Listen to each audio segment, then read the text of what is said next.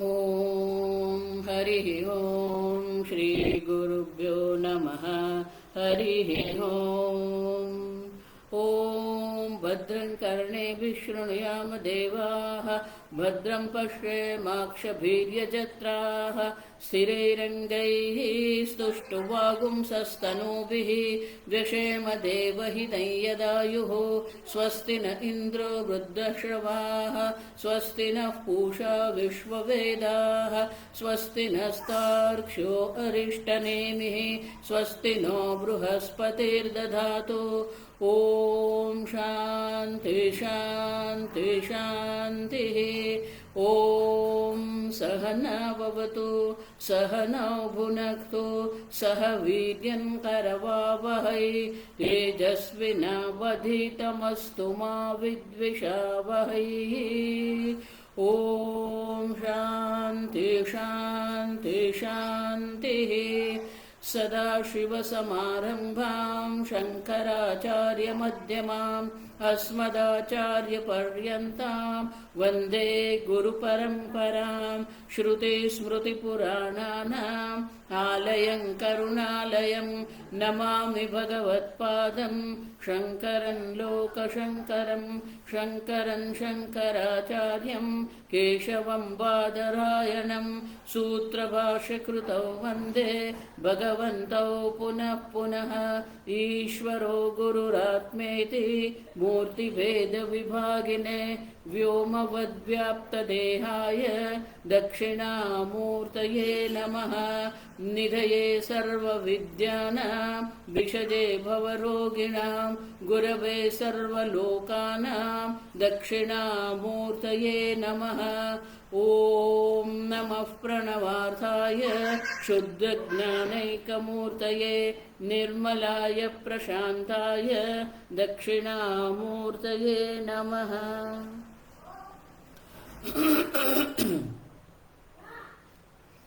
ॐ प्रज्ञानांशु प्रधानैः स्थिरचरनिकरव्यापिभिर्व्याप्य लोकान् भुक्त्वा भोगान् सविष्टान् पुनरपि धिषणोद्भासितान् कामजन्यान् पीत्वा सर्वान् विशेषान् स्वपिति मधुरभुङ् मायया भोजयन्नः। मायासङ्ख्यातुरीयं परममृतमजं ब्रह्म यत्तन्नतोऽस्मि।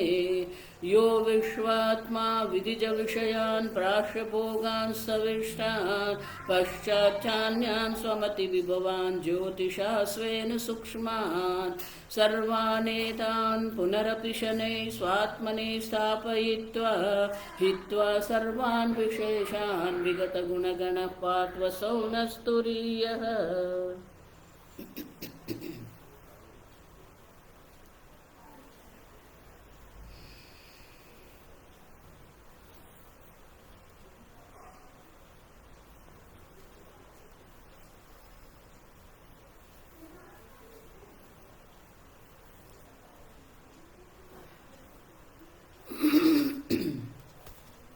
गीता प्रेस पाना नंबर 276 276।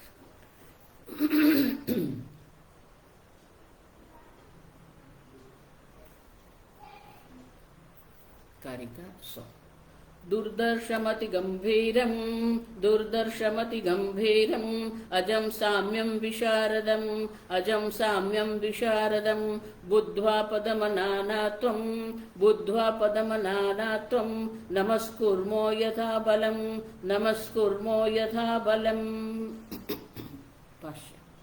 दुर्दर्शं दुर्दर्शं दुःखेन दर्शनं दुःखेन दर्शनम् अस्य इति दुर्दर्शम् अस्य इति दुर्दर्शम् अस्ति नास्ति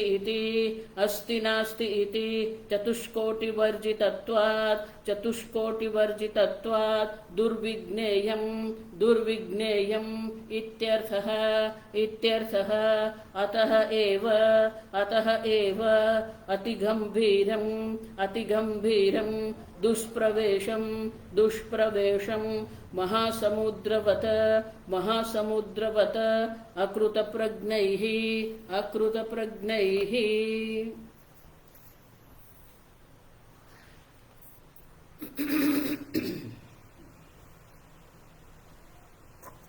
दूरदर्शम अति गंभीरम। गौड़पादाचार्य जी अंतिम कारिका में प्रकरण चतुष्टय विशिष्टस्य, ये 4 प्रकरण के द्वारा गौड़पादाचार्य जी ने हमें ये मांडुक्य उपनिषद का उपदेश किया है, उनका विस्तार किया है। आरंभ में मंगलाचरण किया था, नमस्कार किया था, अब अंत में भी वो नमस्कार कर रहे हैं। लेकिन वो नमस्कार क्या है? अब देखिए, हमने देखा मंगलाचरण में 3 प्रकार से नमस्कार होता है। ईश्वर को नमस्कार करते हैं, गुरु को नमस्कार करते हैं, या तत्व को नमस्कार करते हैं। तो यहां पर भी वो तत्व को ही नमस्कार कर रहे हैं, और इसीलिए कहते हैं कि वो जो तत्व जो है, वो तत्व क्या है? दूरदर्शम दुखम दुखेन दर्शनम अस्येति दूरदर्शम। कल हमने देखा प्रत्यक्षादि प्रमाण के द्वारा वो उपलब्ध नहीं है, और इसलिए उनका ज्ञान प्राप्त करना अत्यंत कठिन है। भगवान भी यही कहते हैं गीता में, आश्चर्यवत पश्यति। अब देखिए, आत्मा का दर्शन करना भी आश्चर्य है, आत्मा तत्व का श्रवण करना, उपदेश का श्रवण करना भी आश्चर्य है, और उपदेश करना भी आश्चर्य है। आप देखिए, आश्चर्यवत वदति, और ये अत्यंत कठिन है, और इसलिए भगवान कहते हैं श्रुत्वापि न वेद कश्चित्। श्रवण करने के बाद भी कई ऐसे लोग हैं जो नहीं समझते हैं। अब देखिए, और इसीलिए ये आश्चर्य माने कि अत्यंत कठिन है, दुर्विज्ञेयम। आप देखिए, और इसीलिए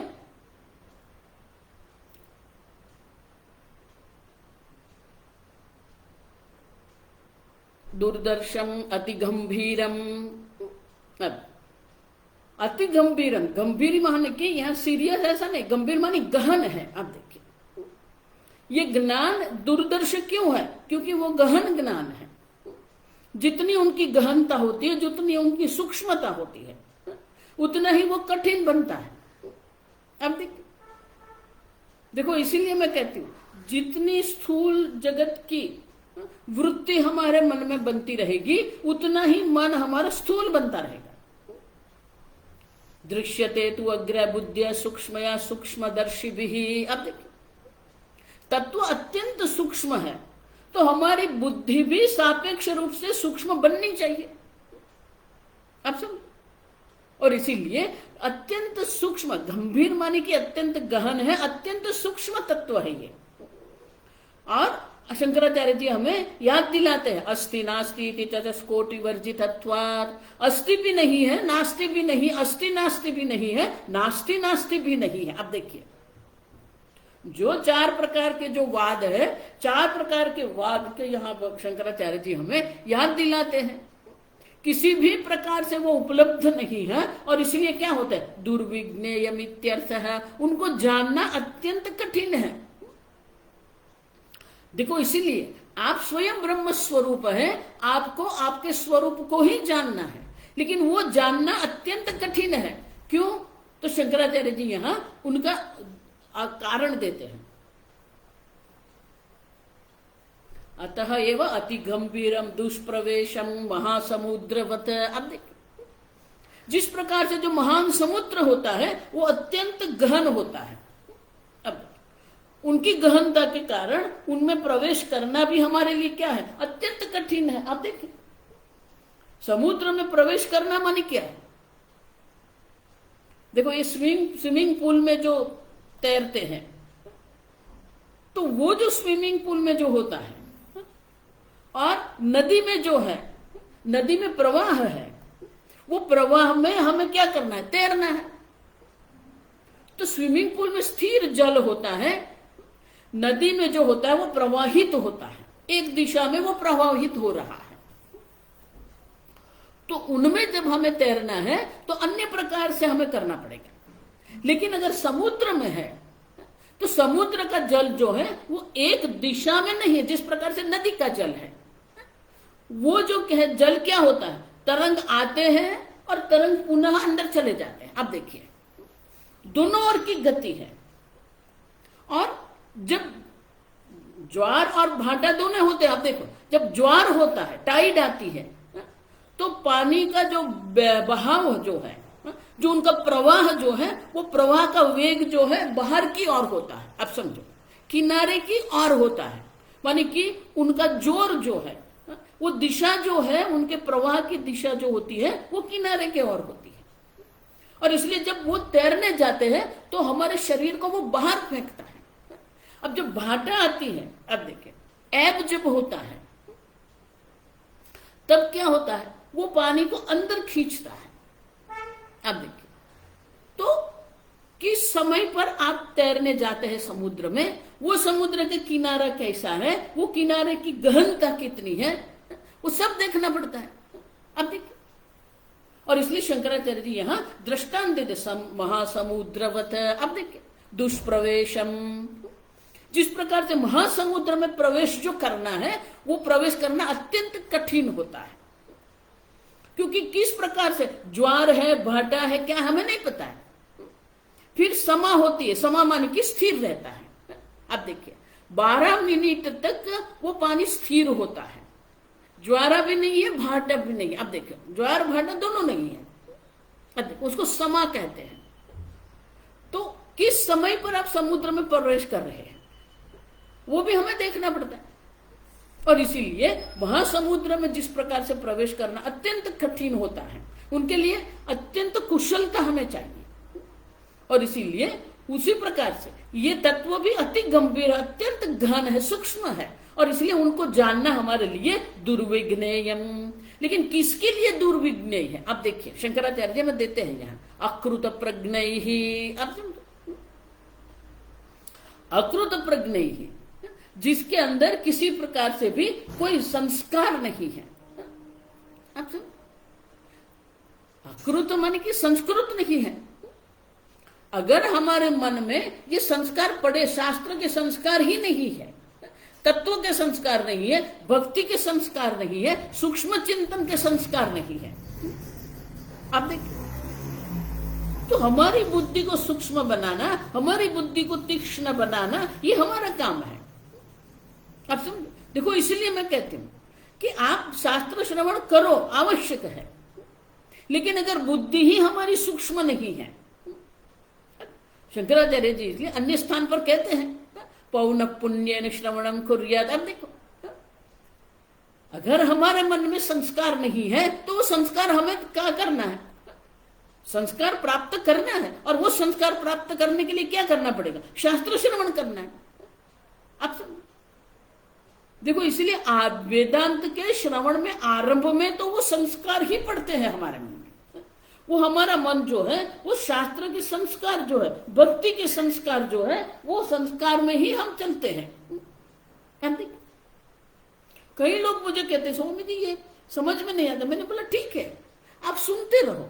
पहली बार आप सुन रहे हैं, इस बारे में आपने कभी सुना ही नहीं था, इस प्रकार से तर्कबद्ध रूप से सुना नहीं है आपने। और इसलिए जब पहली बार हम सुनते हैं तो हमें ऐसा ही लगता है कि हमें कुछ समझ में नहीं आता है, क्योंकि मन में संस्कार नहीं है। शास्त्र के संस्कार है। आप देखिए, इसलिए 13वें अध्याय में भगवान क्या कहते हैं? अमानित्व, अदम्भित्व, अहिंसा, क्षांति, आर्जवम। अब हमारे मन को संस्कृत करना है तो ये 20 प्रकार के जो मूल्य जो है, वो मूल्य हमारे जीवन में होने चाहिए। एतद् ज्ञानमिति प्रोक्तम। और इसलिए भगवान कहते हैं ये 20 मूल्य जो है वो भी ज्ञान ही है, क्योंकि वो ज्ञान के साधन है। अब देखिए, और 15वें अध्याय में एक ही श्लोक में भगवान हमें दर्शाते हैं, निर्माण मोहाजित संग दोषाः। अब देखिए, किसी प्रकार से मान दंभ नहीं है, गर्व नहीं है। किसके लिए हम गर्व करते हैं? अब देखिए, धन के लिए करते हैं, घर के लिए करते हैं, परिवार के लिए, कुल के लिए। सब अनित्य है, आज है कल नहीं है। आप समझो, धन हमारी सफलता नहीं है। आप समझो, आपके पास कितना धन है, आपके पास कितना बड़ा घर है, आपके पास कितना बड़ा व्यापार है, ये आपकी सफलता नहीं है। आप समझो, इसीलिए किसी ने बहुत सुंदर कहा है कि दो बात ही हमारे जीवन में होती है, आप समझो कि जब आपके पास धन नहीं है तब आपका व्यवहार कैसा है, अब देखिए। और जब आपके पास धन है तो आपकी भावना कैसी, व्हाट इज योर एटीट्यूड, अब देखिए। धन होने मात्र से आप सफल नहीं है। अब अमानित्व, निर्माण, मोह, मान नहीं है, मोह नहीं। मोह माने कि किसी भी वस्तु का उतना उनका जीवन में हमारा जितना मूल्य है उससे अधिक मूल्य हमें नहीं देना है। धन आवश्यक है जीवन जीने के लिए, व्यवहार के लिए आवश्यक है, समाज के लिए आवश्यक है, लेकिन धन के कारण ही हम महान नहीं बन जाते। मोह मानी क्या है? शास्त्र उसको कहते हैं शोभना अध्यास। आप देखिए, जिसका जितना मूल्य है उससे अधिक मूल्य हम उनको देते हैं, या जो मूल्य उससे कम मूल्य करते हैं, डीवैल्यू करते हैं और ओवर वैल्यू। आप समझो, यहां तो हम उससे अत्यंत मूल्यवान मान लेते हैं या फिर उनको हम उपेक्षा उनकी करते हैं। अब समझो, आवश्यक है, धन आवश्यक है, परिवार आवश्यक है, शरीर आवश्यक है, सब आवश्यक है, लेकिन उनका हमारे जीवन में एक मूल्य, एक स्थान है। मोह माने क्या है? जित संग दोषा, संग रूपी दोष पर जिसने विजय प्राप्त कर लिया। अनपिष्वंग पुत्रदार गृहादिषु। अब जीवन में जितने भी हमारे जीवन में जो संबंध है वो संबंध के प्रति हमारी आसक्ति जो है अति नहीं होनी चाहिए। पुत्र में प्रेम है, लेकिन अगर पुत्र अयोग्य कर्म कर रहा है तो उनको हमें टोकना पड़ेगा, हमें वहां से हमें उसको रोकना पड़ेगा। कई बार माता पिता यही करते हैं, पुत्र पुत्री है, सबके जो दोष है वो दोष की निवृत्ति करने के स्थान पर वो उनके दोष को ढकते हैं या अन्य प्रकार से देखते हैं। आप समझो, क्योंकि अति आसक्ति है, संग है, घर के प्रति संग है, व्यापार के प्रति है, और इसलिए भगवान कहते हैं जिसने ये संग रूपी दोष पर विजय प्राप्त कर लिया। अब समझो, जित संग दोषाः, अब देखो, निर्माण मोह जित संग दोषाः, अध्यात्म नित्य। अध्यात्म नित्य मानी सतत ये ईश्वर तत्व का चिंतन करें, परमार्थ तत्व का चिंतन हम करें। शास्त्र जो है, कल हमने कहा ना कि शास्त्र में ये सब बात हुई है, तो वो शास्त्र का अध्ययन हम करें नित्य। नित्य माने प्रत्येक दिन करना है। अब समझो, अध्यात्म नित्य। विनिवृत्त कामाः, अब सर्व प्रकार की कामना की पूर्ति करने की आवश्यकता हमें नहीं है। हमारे मन में इच्छा, कामना है मन में, लेकिन प्रत्येक कामना को पूर्ति करना यह आवश्यक नहीं है। अब तो धर्म की मर्यादा में रहकर आप उनका जितना भी, धर्म की मर्यादा में रहकर आप जितनी कामना की पूर्ति करना चाहते हैं आप करो। देखो, इसलिए धर्म पहले पुरुषार्थ है, अर्थ काम बाद में है। धर्म की मर्यादा में रहकर ही धन संपत्ति हमें प्राप्त करनी है, धर्म की मर्यादा में रहकर ही हमें इच्छा की पूर्ति करनी है। अब समझो, और फिर वो इच्छा की पूर्ति जो है उससे भी हमें छूटना है। विनिवृत्त काम वैराग्य है। अब समझो, अध्यात्म नित्य विनिवृत्त काम, द्वंद्व विमुक्त सुख दुख संगे संज्ञैः। द्वंद्व है हमारे जीवन में। देखो, ये सब संस्कार होने चाहिए, ये मूल्य के संस्कार हमारे मन में नहीं है, और इसलिए शंकराचार्य जी कहते हैं अकृत प्रज्ञा ही, जिसकी प्रज्ञा में ये संस्कार ही नहीं है। द्वंद्व है हमारे जीवन में। शरीर की दृष्टि से कहते हैं शीत और उष्ण द्वंद्व है, मन की दृष्टि से सुख दुख के है, बुद्धि की दृष्टि से मान अपमान है, बाह्य व्यक्ति की अन्य व्यक्ति की दृष्टि से जय विजय है, बाह्य वस्तु की दृष्टि से देखते हैं लाभ और अलाभ है। ये 5 द्वंद्व ही है, आप समझो। और भगवान कहते हैं द्वंद्व विमुक्त है। अब देखिए, द्वंद्व से मुक्त है कि नहीं आप? अच्छा, गीता में भगवान यही कहते हैं, यम ही न व्यथयन्ते, ये द्वंद्व जिसको व्यथित नहीं करते हैं, सोमृतत्वाय कल्पते, वही अमृतत्व, ये परमार्थ तत्व के ज्ञान के लिए समर्थ बनता है। और इसलिए शंकराचार्य जी कहते हैं कि जिसके मन में इस प्रकार के संस्कार नहीं है, इस प्रकार के मूल्य जिसके जीवन में नहीं है, उनके लिए ये क्या है, अति गंभीरम। आप देखिए, अत्यंत गंभीर है, इतना सरल है नहीं, क्योंकि हमारे मन का संस्कृत करना जो है, हमारे मन में सूक्ष्मता लाना, ये हमारा काम है। मात्र उपदेश से कुछ नहीं होता। आजकल जो संप्रदाय चल रहे हैं ना, बस गुरु के शरण में कल हो जाओ, गुरु सब करेंगे। गुरु कुछ नहीं करने वाले। गुरु उपदेश करते हैं, लेकिन उपदेश हमें ही समझ में नहीं आता है, तो गुरु क्या करेंगे। अब देखो, अंत में समझना तो आपको है। आपकी बुद्धि में वो ज्ञान वृत्ति उत्पन्न होनी है, जिसके कारण अज्ञान की निवृत्ति होती है। और इसीलिए अकृत प्रज्ञा, यही शंकराचार्य जी कहते हैं, जिसकी प्रज्ञा, जिसकी बुद्धि में इस संस्कार नहीं है, वो संस्कार के अभाव के कारण ही उनके लिए ये तत्व जो है दुर्दर्श है, अति गंभीर है। आप देखिए,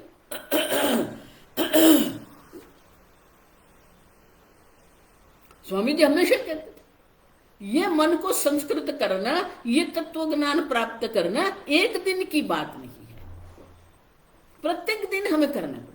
अध्यात्म नित्य, अध्यात्म ज्ञान नित्यत्व, तत्व ज्ञानार्थ दर्शन। हमारे जीवन का अर्थ प्रयोजन, हमारे जीवन का प्रयोजन तो तत्व ज्ञान है। अब अभी कोई मेरे पास आया, बोले स्वामी जी संन्यास दीक्षा लेना है। आप देखिए, तो आपके जीवन का लक्ष्य संन्यास दीक्षा है क्या? तत्व ज्ञान प्राप्त करना आपके जीवन का लक्ष्य है। तो मैंने बोला ठीक है, आप ऋषिकेश में है, आप पहले शास्त्र अध्ययन करो, फिर संन्यास की बात करो। बोले स्वामी जी आपके संप्रदाय वाले हमें संन्यास दीक्षा, मैंने जब तक आप प्रस्थान त्रय का अध्ययन नहीं करते हैं, कोई आपको संन्यास दीक्षा नहीं देंगे। अब सब संन्यास हमारे जीवन का लक्ष्य नहीं है, तत्व ज्ञान प्राप्त करना हमारा जीवन का लक्ष्य। और वो तत्व ज्ञान प्राप्त करना है तो उनके लिए क्या करना पड़ेगा? अध्यात्म ज्ञान नित्यत्वम। अब देखिए, हमारे मन को संस्कृत करना है, हमारे मन को उस प्रकार से संस्कार डालना है, तो वो हमारा काम है।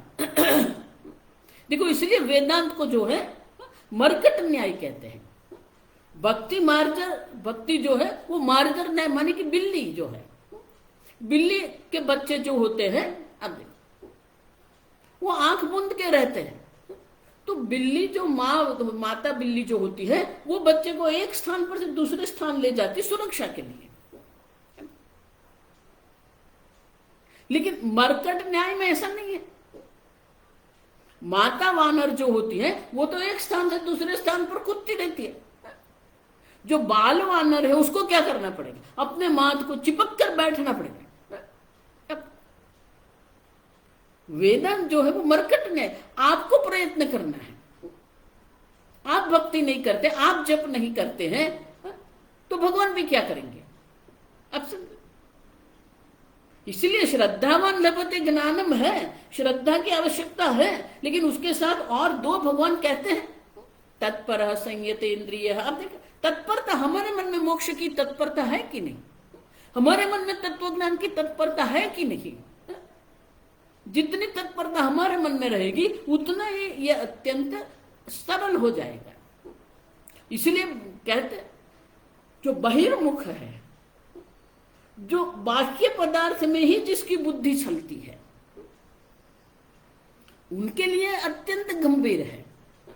लेकिन जो ये शास्त्र के संस्कार है, भक्ति के संस्कार, देखो इसलिए ऐसा मत मानना कि भक्ति संप्रदाय कोई अलग बात है, नहीं।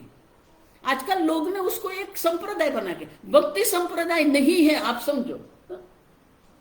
भक्ति मनुष्य जीवन है, भक्ति आपके जीवन का एक अभिन्न अंग है, उसमें संप्रदाय बनाने की क्या आवश्यकता है आपको? अब देखो, भक्ति को क्यों संप्रदाय बना रहे हैं आप? भक्ति कोई संप्रदाय नहीं है, भक्ति आपका जीवन है। लोगों ने उसको संप्रदाय बना के बना। ब्रह्मचर्य जो है, ब्रह्मचर्य अवस्था में भी उनको उपनयन दीक्षा देते हैं, मंत्र दीक्षा है वहां पर। मात्र उपनयन पहनना नहीं है, मंत्र दीक्षा है वहां पर। गृहस्थ को भी अपने कुल देवता की उपासना करनी है, पूजा पाठ करना है। वानप्रस्थ का तो जीवन ही जप तप है। लेकिन आजकल क्या चल रहा है वानप्रस्थ में? सीनियर सिटीजन क्लब चल रहे हैं। समाज जो आज टूट रहा है वे वानप्रस्थ जीवन के लिए, गृहस्थ नहीं, वानप्रस्थ के कारण। अब समझ, संन्यास तो क्या है? संन्यास श्रवणम कुर्या, शास्त्र श्रवण करना, चिंतन मनन करना, वही संन्यास जीवन है। लेकिन संन्यास जीवन में भी गायत्री है। अब तो भक्ति तो सामान्य है, आर्त भी, जो दुखी वो भी भक्त भगवान का है, अर्थात जिसकी अपनी कामना की पूर्ति करनी वो भी भगवान का भक्त है। जिज्ञासु, जिसको भगवान तत्व को जानना है, वो भी भगवान का भक्त है। और जो ज्ञानी है, जिसने भगवान तत्व को आत्मस्वरूप जान लिया है, वो भी भगवान का भक्त है। आप समझो, भक्ति तो मनुष्य जीवन है, उसको संप्रदाय बनाने की कोई आवश्यकता नहीं। मयि च अनन्य योगेन भक्ति ही अव्यभिचारिणी। अब देखिए, मत कर्म, कितनी भगवान ने कितने श्लोकों में ये दर्शाया है हमें। अब समझ, भक्ति कोई ऑप्शन नहीं है, विकल्प नहीं है। आप समझो, वेदांती लोग यहां ही खोट कर देते हैं। अब देखो, हम तो वेदांती है, जब तक का क्या काम है? अब समझो, 10वें अध्याय में भगवान स्वयं कहते हैं, यज्ञानाम जप यज्ञोस्मि। आप समझो, आप स्वयं गीता का उपदेश करते हैं, आप स्वयं जप का विरोध कर रहे हैं, आप स्वयं पूजा का विरोध कर रहे हैं। तो ये क्या वेदांत है आपका? जिस वेदांत में भक्ति नहीं है, वो वेदांत का क्या काम है आपको? आप समझो, भक्ति आवश्यक है। भक्ति के बिना ये हमारी बुद्धि सूक्ष्म नहीं होने वाली है। भक्ति से ही सूक्ष्म होती है। आप समझो, देखो पूरे मांडव्य के उपनिषद में ये 2 बात मैं कहती रही हूं, तत्व ज्ञान से ही हमें मोक्ष की प्राप्ति होती है, अन्य कोई उपाय नहीं। हम कल देख के गए, वेदांतेषु विज्ञेयम्। आप देखिए, और भक्ति का कोई विकल्प नहीं है। अब कितना भी शास्त्र श्रवण करो, लेकिन अगर आपके जीवन में भक्ति नहीं है तो तत्व ज्ञान की कोई संभावना नहीं है। मात्र शास्त्र श्रवण से तत्व ज्ञान नहीं होता है। अब समझो, इसीलिए हम लोग भी जब शास्त्र अध्ययन करते थे आश्रम में, तो स्वामी जी स्पष्ट रूप से कहते थे कि 3.5 वर्ष आपने ये अध्ययन किया है, मानिए ये पूरा नहीं हो गया है। पहले 12 वर्ष रहते थे, 12 वर्ष रहना अभी संभव नहीं है। काल इतना गतिमान है, कलयुग में काल जो है अत्यंत गतिमान है, और गतिमान काल के कारण 12 वर्ष तक किसी को पकड़ के रखना और आश्रम में उसको रखना अत्यंत कठिन है। और इसलिए स्वामी जी ने 3.5 वर्ष का प्रोग्राम बना दिया। अब लेकिन उनका अर्थ ये नहीं है कि 3.5 वर्ष आपने अध्ययन कर दिया, बात खत्म नहीं, कुछ खत्म नहीं हुआ है। आप समझो,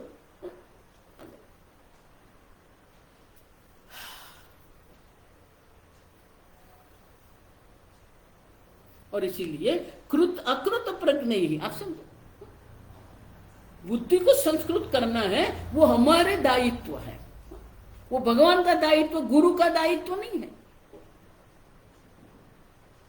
आप समझो,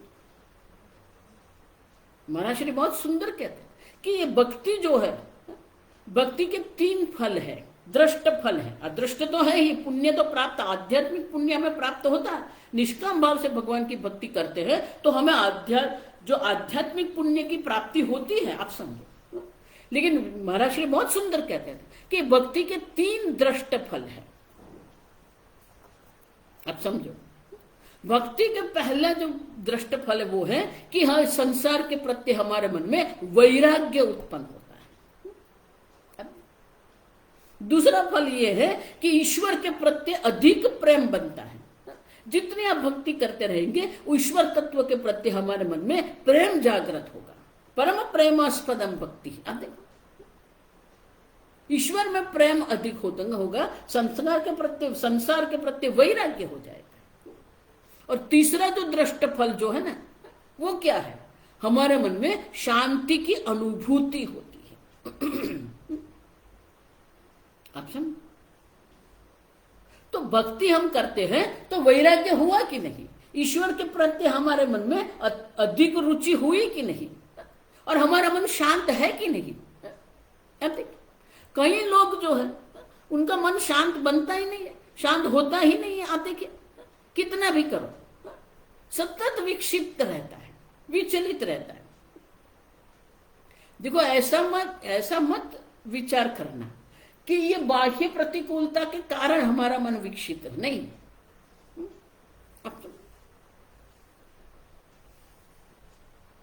बाह्य कितनी भी प्रतिकूलता होती है, शम शत्रौ च मित्रे च तथा मान अपमान यो। अब भगवान कहते हैं शत्रु मित्र, अनुकूलता प्रतिकूलता, मान अपमान, सब में हमारा मन सम मन की शांत रहना चाहिए। छोटी छोटी बात में विचलित हो जाते हैं, छोटी छोटी बात में क्रोध कर देते हैं, छोटी छोटी बात में हम विरोध करते हैं, संघर्ष करते हैं। भक्ति हमें संघर्ष मुक्त करती है। जाही बीती राखे राम ताही बीती रही है। और इसीलिए संस्कृत प्रज्ञा मानी क्या है? जहां भक्ति है, शास्त्र श्रवण में रुचि है, शास्त्र चिंतन में, ईश्वर चिंतन में जो रुचि है वो संस्कृत प्रज्ञा है। लेकिन जिसकी प्रज्ञा संस्कृत नहीं है उनके लिए ये तत्व जो है अत्यंत गंभीर है, दुर्दर्श है। और इसीलिए ये दो शब्द के द्वारा गौड़पादाचार्य जी हमें कहते हैं कि ये दुर्दर्शम अति गंभीरम। अब देखिए, तो ये अधिकारी कौन है ये दर्शाते हैं। कौन अधिकारी है? जिसके मन में ये संस्कार है। अच्छा, लेकिन वो तत्व क्या है, विषय क्या है? अजम साम्यम विशारदम। शास्त्र का अधिकारी कौन है? जो अधिकारी नहीं है वो यहां दर्शा दुर्दर्शम अति गंभीरम। जिसके मन में ये संस्कार है, संस्कृत मन जिसका है वो अधिकारी है। शास्त्र का विषय क्या है? अजम साम्यम विशारदम। शंकराचार्य जी भाष्य के अजम साम्यम विशारदम। तो ये तीन शब्द है। अब समझो, शंकराचार्य जी उनके ऊपर कोई किसी प्रकार से भी कोई यहाँ भाष्य नहीं लिखते हैं। क्यों? क्योंकि अनेक बार हम देख के गए अजह, ये तत्व जो है वो अजह है, अजन्मा है। हम देखो साम्यम, साम्यम माने कि सर्व प्रकार से वो साम्य, साम्य माने सम है, सर्वत्र एक समान है। ऐसा नहीं है कि देवलोक में ब्रह्म अधिक है और नरक लोक में ब्रह्म कम है, नहीं, एक समान है। अब सब वजम साम्यम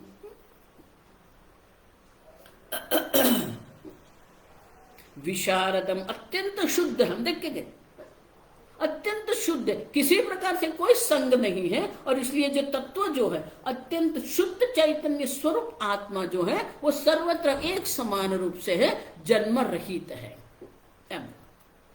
लेकिन ये जो तत्व जो है वो क्या है? तो आगे कहते हैं शंकर भाष्य,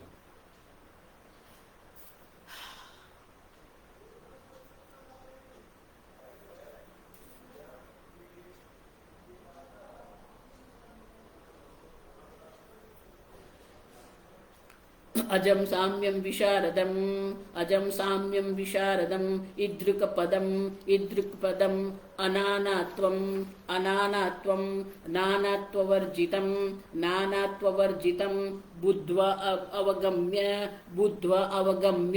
तद्भूताः सन्तः,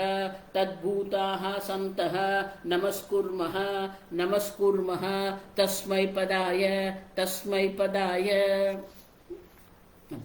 इद्रिक माने कि इस प्रकार का जो अजय साम्य विशार, अत्यंत शुद्ध चैतन्य स्वरूप जो ब्रह्म जो है उनका स्वरूप क्या है? अनानात्वम।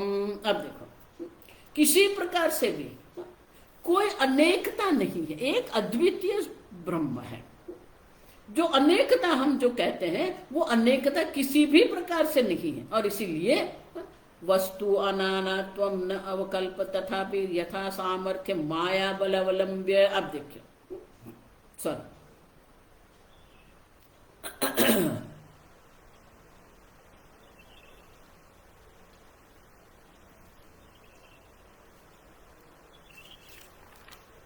नानात्व वर्जित्व मन की अनेकता है ही नहीं, एक अद्वितीय है। अब देखिए बुद्धवा, वो तत्व तो एक अद्वितीय पूर्ण ब्रह्म है, लेकिन करना क्या है? बुद्धवा, उनका ज्ञान प्राप्त करना है हमें। अब समझो, आप स्वयं ब्रह्म स्वरूप है, लेकिन उनका ज्ञान प्राप्त करना है आपको, और इसलिए गौड़पादाचार्य जी कहते हैं बुद्धवा। आप देखिए विषय अजम साम्य विशारदम है, और उनका ज्ञान प्राप्त हमें करना है। प्रयोजन क्या है? आप देखिए ज्ञान है, और संबंध क्या है? ज्ञात्वा बुद्धवा। ये त्वा प्रत्यय जो है वो संबंध दर्शाता है। एक अद्वितीय अजब ब्रह्म का ज्ञान से ही आप समझो मोक्ष की प्राप्ति होती है, और इसीलिए ये ज्ञान प्राप्त करके शास्त्र उपदेश, गुरु मुख से शास्त्र उपदेश करके जब हमें ये ज्ञान हो जाता है, देखो यहां पर भी जिसको हम संबंध जो है आप देख सकते हैं, बुद्धवा अधिकारी कौन है वो भी हम देख के गए, विषय क्या है वो भी हम देख के गए। अब तो अनुबंध चतुष्टय हम यहां देख सकते हैं। तो पहले श्लोक में भी अनुबंध चतुष्टय दर्शाया है, यहां भी अनुबंध चतुष्टय हमें दर्शाते हैं। अब देखो, तो बोले आप ये कह रहे हो नानात्वम अनानात्वम बुद्ध्वा अवगम्य तद्भूताः सन्तः नमस्कुर्मः तस्मै पदाय, वो पद जो है वो पद को हम नमस्कार करते हैं। आप समझो, तो यह प्रश्न उठता है, वो ब्रह्म को जान के तद्भूताः सन्तः, वो ब्रह्म स्वरूप होकर हम वो ब्रह्म स्वरूप पद को नमस्कार करते हैं। तो बोले नमस्कार कैसे हो सकता है? अब देखिए क्यों, आपने ही कहा अनानात्वम यद्यपि वस्तु तस्मिन नानात्वम नवकल्पते। अब देखो उनमें अनेकता है ही नहीं, तथापि यथा सामर्थ्यम। अब देखो नमस्क्रिया स्वीक्रियम अर्हति वाशंख्य। अब देखो जब अनेकता ही नहीं है तो कौन किसको नमस्कार करेगा? अब देखिए नमस्कार करने के लिए द्वैत तो होना चाहिए ना। अब देखो, और इसलिए यहां शंका करते हैं, आनंद गिरी महाराज कहते हैं कुतः नमस्कार क्रिया स्वीक्रिया। अब देखो आत्मा में कोई कर्म है ही नहीं, अकर्म है आत्मा, हम देख के गए अचल आत्मा है। तो ये नमस्कार रूपी क्रिया जो है वो क्रिया आत्मा में कैसे संभव है? दूसरा, अगर आप कह रहे कि ये क्रिया हो रही है तो क्रिया तो कैसे हो सकती है? अनानात्वम है ही नहीं, कौन किसको नमस्कार करेगा? एक अद्वैतीय तत्व है।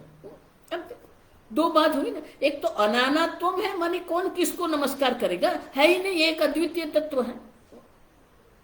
दूसरा, आत्मा में कोई क्रिया संभव ही नहीं है। अब देखो स्वक्रिया अर्हतिम आशंक्या, और इसीलिए किसी भी प्रकार से कोई क्रिया की संभावना नहीं है, तो ये नमस्कार कैसे करते हैं? अब देखो, और इसलिए आनंद गिरी महाराज कहते हैं यद्यपि वस्तुतः तस्मिन् नानात्वं न अवकल्प्यते। वस्तुतः पारमार्थिक रूप से नानात्व नहीं है, आप समझो अनेकता है ही नहीं, फिर भी यथा सामर्थ्य माया बलम अवलंब्य। यथा सामर्थ्यम, हमारे सामर्थ्य के हमारे समझ के अनुसार माया बलम, माया बल जो है, माया शक्ति से ये जो गुरु शिष्य जो है, शास्त्र है, गुरु है, ईश्वर है। आप देखिए, देखो शास्त्र में कहा गया है कि आपको कितना ही, आप कितने भी समाधिस्थ है, आप कितने भी ब्रह्मज्ञानी है, ना अद्वैतम, माता पिता के साथ कभी अद्वैत नहीं करना है, गुरु के साथ कभी अद्वैत नहीं करना है, ईश्वर के साथ कभी अद्वैत नहीं करना है। अब सब अब कितने भी बड़े ज्ञानी हो गए हैं, गुरु है तो गुरु को नमस्कार करना है, ईश्वर को नमस्कार करना है। आप देखो शंकराचार्य जी इसलिए जिस जिस स्थान पर गए, वहां जो भी मंदिर था, अगर मंदिर के लिए जीर्णोद्धार की आवश्यकता थी, वो मंदिर का जीर्णोद्धार किया। और जो देवता थे, देवता के लिए स्तुति भी है। काशी गए तो अन्नपूर्णा स्तोत्र है, काशी विश्वनाथ स्तोत्र है। आप देखिए,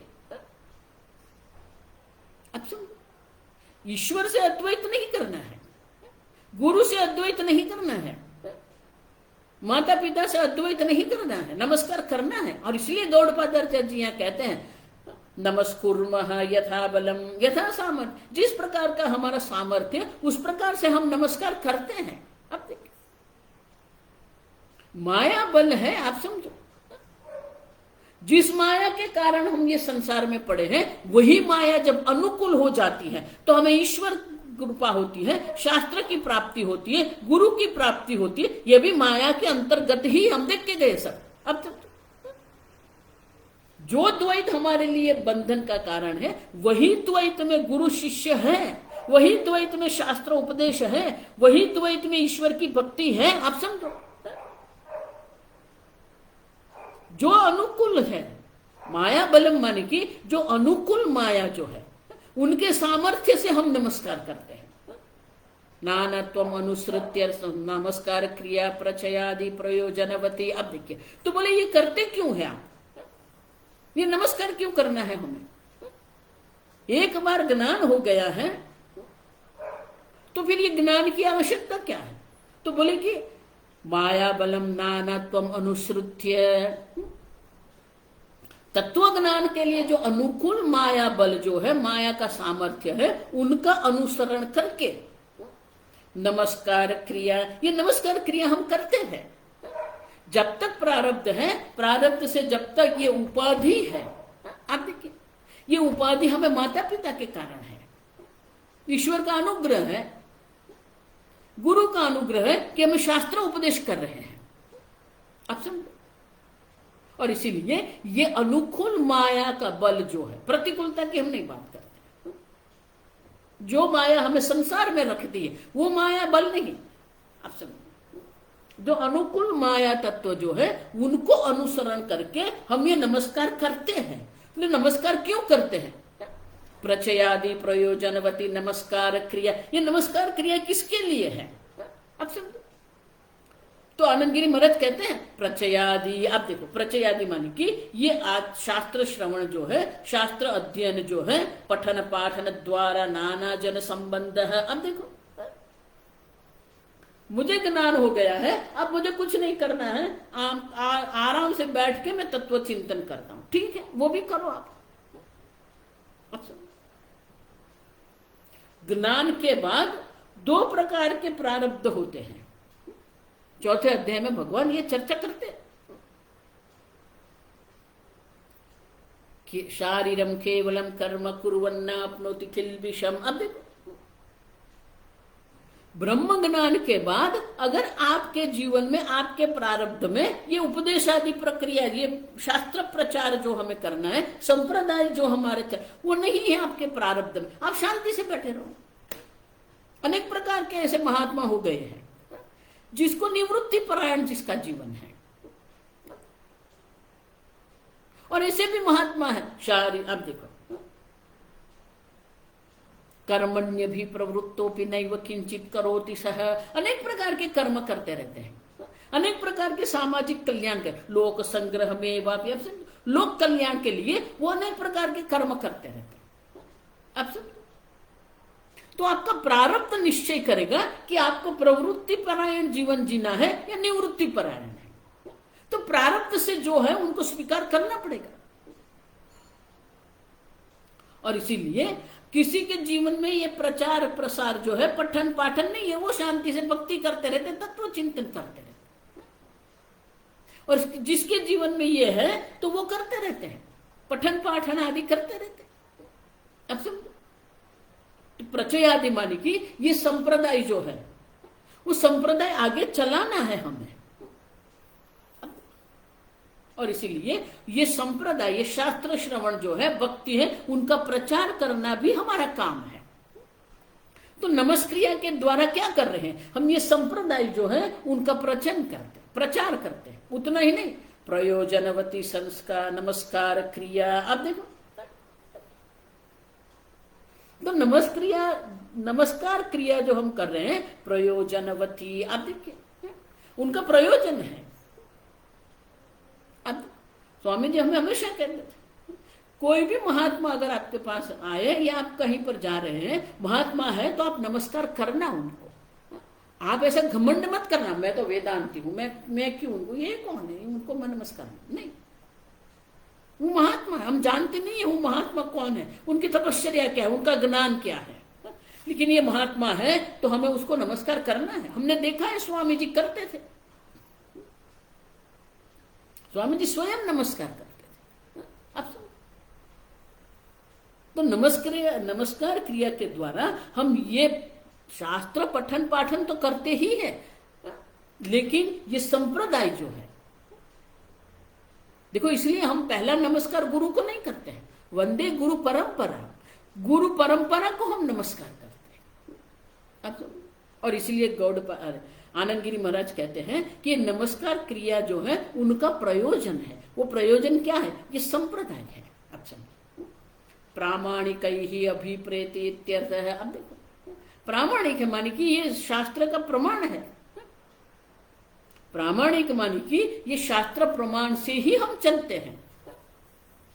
नमस्कार क्रिया जो है वो आवश्यक है हमारे लिए। जितनी नम्रता आप रखेंगे ना जीवन में, अगर आप विचार कर रहे हैं मेरे जैसा कौन है, नहीं, कभी ऐसा अहंकार मत करना।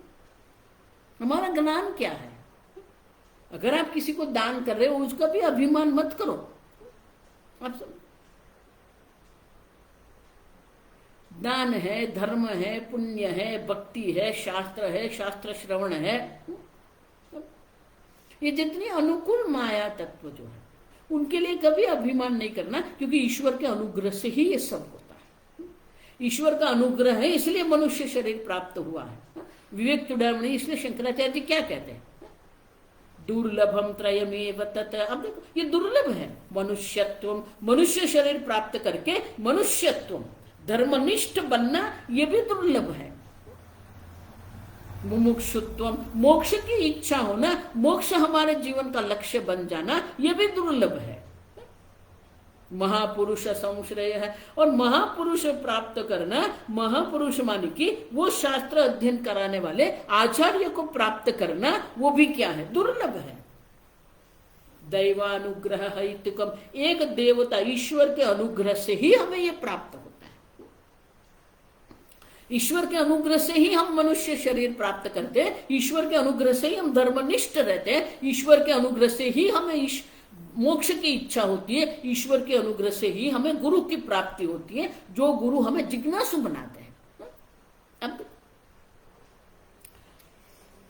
आरंभ से अंत तक ईश्वर का अनुग्रह मात्र है, तत्व ज्ञान भी ईश्वर के अनुग्रह से ही होता है।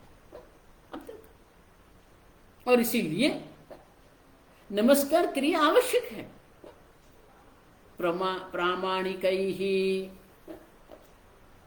प्रामाणिक ही माने कि ये शास्त्रोक्त है, अभिप्रेत इत्यर्थ है। और इसीलिए ये श्लोक का जो तात्पर्य जो है वो क्या है कि ये तात्पर्य जो है ये हमें समझना है। ये श्लोक के द्वारा गौड़पादाचार्य जी कहते हैं कि ये शा परमार्थ तत्व शास्त्रस्य आदौ अंतेपि नमस्क्रियते। आरंभ में भी हम नमस्कार करते हैं, अंत में भी हम नमस्कार करते हैं। ये शास्त्र की प्रक्रिया है, ये शास्त्रोक्त है। और इसीलिए यथोक्तम ज्ञान सामर्थ्य ब्रह्मीभूत चेद आचार्य तरही। आप देखो ब्रह्मभूत तद्भूता संत माने कि वो ब्रह्म स्वरूप होकर वो स्वयं में आचार्य स्वयं में नमस्कार करते हैं।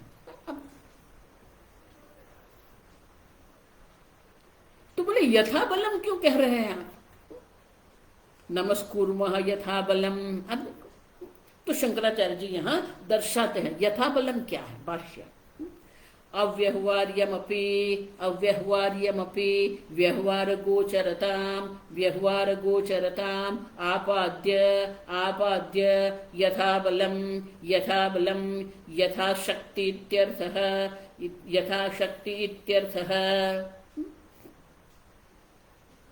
शंकराचार्य जी कहते हैं कि वो जानते हैं कि ये ब्रह्म तत्व क्या है, अव्यवहार्यमपि। हम देखेंगे अज साम्य निर्विकार्य अविक्रिय। अब देखिए अविक्रिय है, कोई क्रिया की संभावना नहीं है।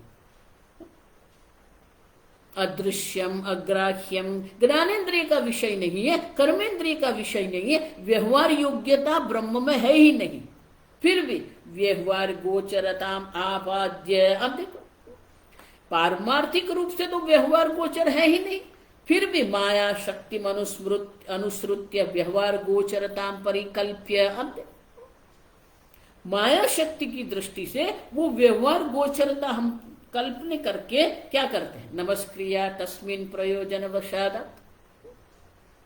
यथा बल मन की यथा शक्ति। देखो ये जो नमस्कार जो है, नमस्कार क्या होता है, साष्टांग दंडवत प्रणाम। साष्टांग अष्ट, अष्ट माने 8। अब 8 अंग से हमें नमस्कार करना है। और वो नमस्कार कैसा, दंडवत, कराभ्याम झानुभ्याम। अब देखिए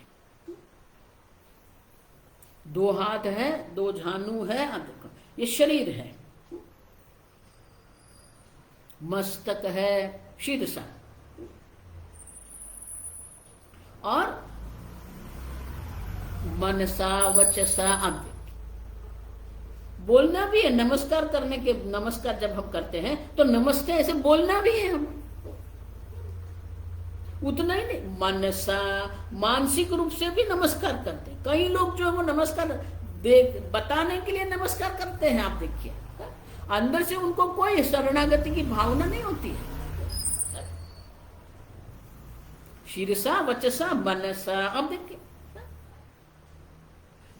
ये मस्तक को भी हमें नमन करना है, और इसलिए यथा बलम मन की हमारी शक्ति के अनुरूप हम नमस्कार करते हैं। तो नमस्कार जो है, शरणागति जो है आवश्यक है हमारे। और इसलिए शंकराचार्य कहते हैं कि तत्व जो पारमार्थिक रूप से जो तत्व जो है वो तो एक अद्वितीय तत्व है, लेकिन अनुकूल माया तत्व, माया बल को स्वीकार करके हम ये नमस्कार करते हैं। अब और इस प्रकार से ये गौड़पादाचार्य जी के कारिका जो है, 100वीं कारिका के द्वारा ये कारिका की पूर्णाहुति हुई है। आप समझो यहां पर जो है वो इदानीम भाष्यकार अपि, कल हम देखेंगे कि गौड़पादाचार्य जी ने तो नमस्कार कर दिया, संप्रदाय का अनुसरण करके, अनुकूल माया का अनुसरण करके, व्यवहार योग्यता की कल्पना करके गौड़पादाचार्य जी ने स्वयं में नमस्कार कर दिया। अब गौड़पादाचार्य जी कहते हैं कि नमस्कुर्मः यथा बलम, यथाशक्ति हम आपको नमस्कार करते हैं परमार्थ तत्व को, जो पदम नानात्वम। देखो ये पद जो है वो पारमार्थिक पद को हम नमस्कार करते हैं। अब शंकराचार्य जी कहते हैं कि अगर गौड़पादाचार्य जी ने नमस्कार किया है तो शंकराचार्य जी अपने भाष्य में वो भी स्वयं में नमस्कार करते हैं। अब यही तो संप्रदाय है ना कि गौड़पादाचार्य जी ने नमस्कार किया है तो शंकराचार्य जी वही परंपरा को अनुसरण करते हुए वो भी नमस्कार करते हैं। 3 श्लोक में शंकराचार्य जी बहुत सुंदर रूप से ये नमस्कार करते हैं तत्व का। ये 3 श्लोक में संपूर्ण मांडुक्य उपनिषद का सार हमें दर्शाएंगे और साथ में नमस्कार भी करेंगे। और इसीलिए भाष्यकार है, जिस प्रकार से गौड़पादाचार्य जी ने नमस्कार किया है उसी प्रकार से आनंद गिरी महाराज कहते हैं भाष्यकार अपि भाष्य परिसमाप्त शास्त्र प्रतिपत प्रतिपादित परदेवता तत्व अनुस्मृत्य। भाष्यकार भी यही करते हैं, यही तो परंपरा है। और इसीलिए उनके भाष्य की परिसमाप्ति हुई, कारिका की परिसमाप्ति हुई तो नमस्कार किया गौड़पादाचार्य जी ने। अब भाष्यकार भी अपने भाष्य की पूर्णाहुति हुई है, परिसमाप्ति हुई है, तो शास्त्र के प्रतिपादित जो ये मांडव्य उपनिषद में जो प्रतिपादित तत्व, जो एक अद्वितीय ब्रह्म तत्व है, उनका अनुस्मरण करते हुए वो भी नमस्कार करते हैं। और वो नमस्कार के लिए नमस्कार रूप मंगलाचरणम आचरति, और वो नमस्कार के रूप में ये 3 श्लोक के द्वारा आदि शंकराचार्य जी भी ये ग्रंथ की समाप्ति पर ये मंगलाचरण करते हैं, जो हम कल देखेंगे। ओम असतो मा सद्गमय तमसो मा ज्योतिर्गमय मृत्योर्मा अमृतंगमय। ओम पूर्णमदः पूर्णमिदं पूर्णात् पूर्णमुदच्यते पूर्णस्य पूर्णमादाय पूर्णमेवावशिष्यते। ओम शांति शांति शांति। हरि ओम। श्री गुरुभ्यो नमः। हरि ओम।